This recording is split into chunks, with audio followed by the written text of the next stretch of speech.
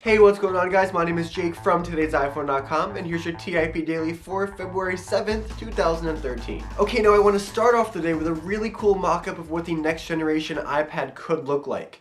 Now this design is from Cicerisi Designs.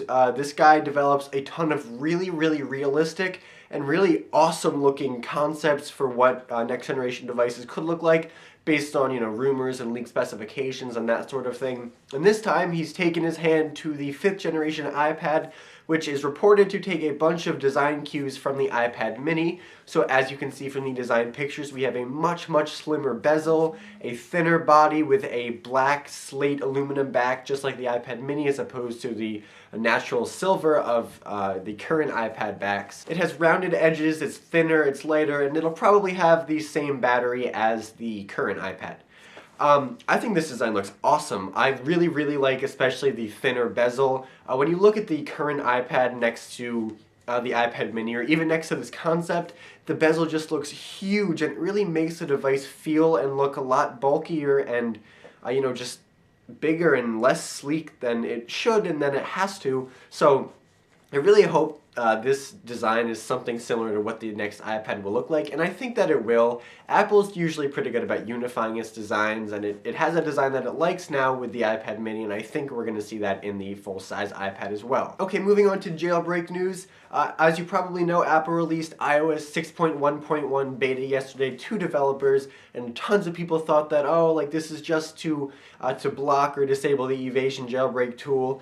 But actually that's not the case. This beta update does not fix the evasion jailbreak. That being said, according to a tweet from prominent jailbreak developer Pod2G, you still probably shouldn't update to iOS 6.1.1 beta if you do want to jailbreak, just because the evasion tool will not recognize that software and it won't jailbreak it for you. And also a fix for evasion is certainly coming sometime in the future. So also be aware of that, and just, in general, if you have a jailbreak, you never really want to update your software until you get the okay from the jailbreak guys. And finally, a website called mobileinsurance.co.uk conducted a survey of around 2,500 iPhone customers to see what the deal is with cracked screens and whatnot. And apparently 23% of respondents reported that they do have a cracked screen on their iPhone, and of those respondents, 31% said that they're not planning on fixing it anytime soon, either because it doesn't bother them or they don't have enough money to fix it. Now personally, this doesn't really surprise me that much. I mean, with a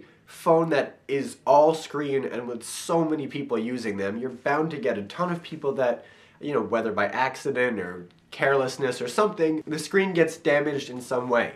I think you'll find with any sort of electronic, or really anything out there that's popular, there are going to be people that treat it really well and, keep their iPhones pristine and never get a scratch and never, drop it unless it's, like a padded matte design for iPhone drops. And then you're going to get people who drop it every day. Never think twice about it if it cracks, it sucks, and then you go on with your day, but it's not that big of a deal. So like I said, this isn't surprising, but it is interesting to see these numbers laid out in such a clear-cut format. Okay, well that's all the big news for today, guys. Thank you very much for watching. Your question of the day today is your iPhone screen cracked? And if so, how long is it going to take you to fix it? Or if you ever did crack your screen, how long did it take you to fix it? Personally, I cracked my screen once about 2 weeks after I got my iPhone 4 for the first time. I dropped it on my driveway and it cracked.